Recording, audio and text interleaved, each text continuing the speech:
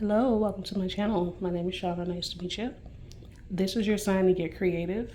So I am an expat in Malaysia, and right now I'm a homebody. I don't have any income coming in, and I've been brainstorming ways to do that.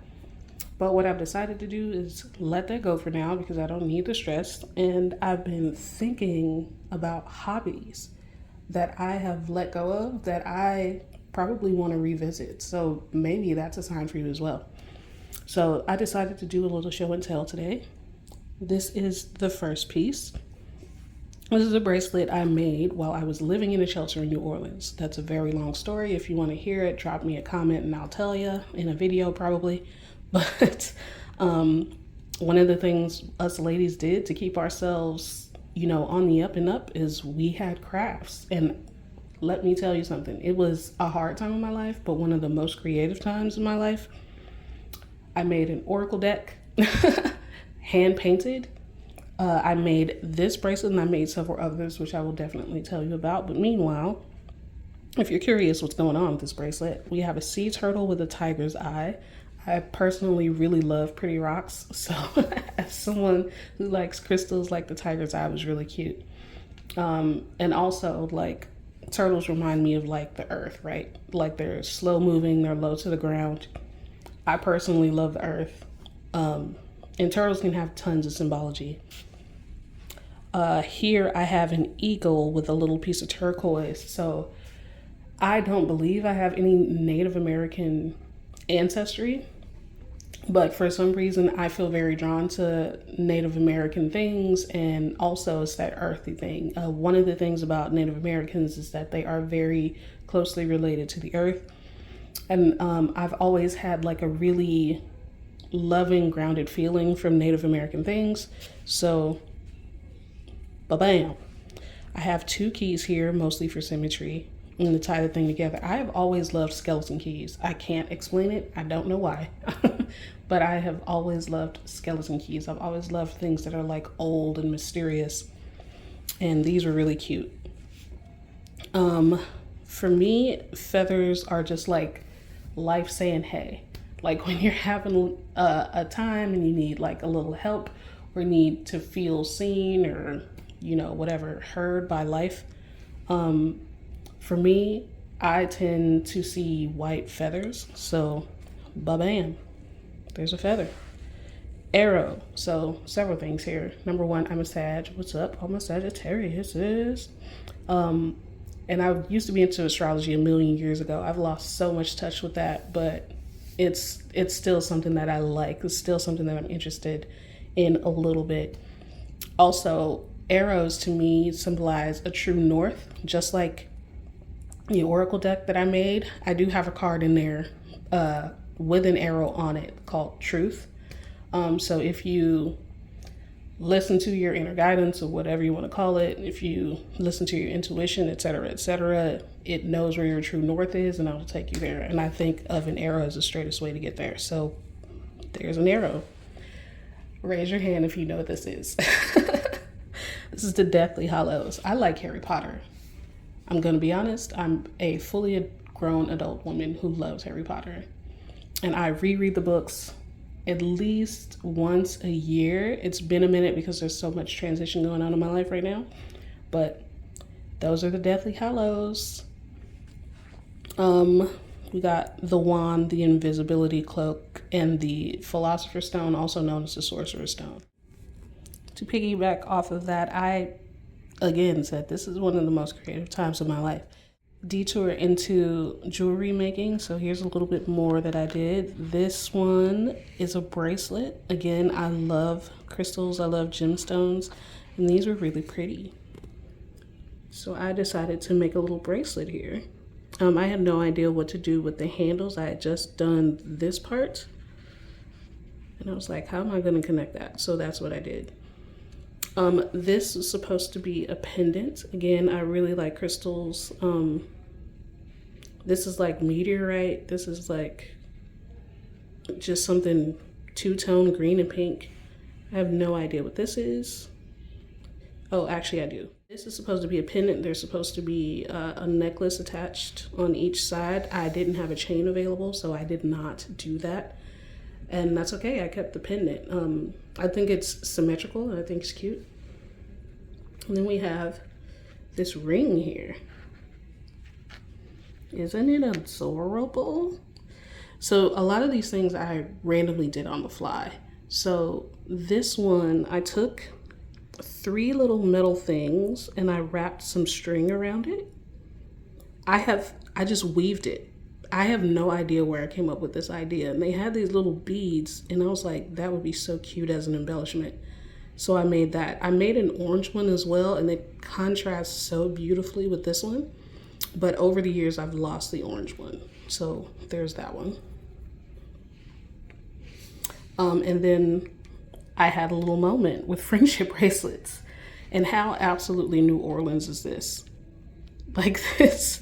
I was in New Orleans when I made this. When I was learning friendship bracelets, I believe this one was maybe the first one I made. Actually, not true. I think this one was the first one that I made. And it still looks good. It's a little too short, so I decided to make a longer one, and that's when I made this one.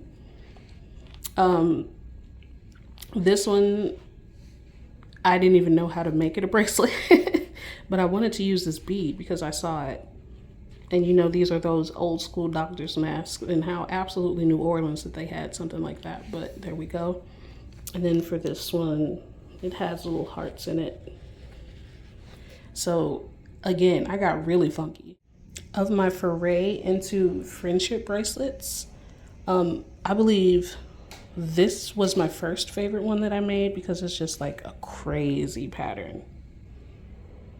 And the purple does repeat. And even though it's subtle, I quite like it. And then this later became a bookmark.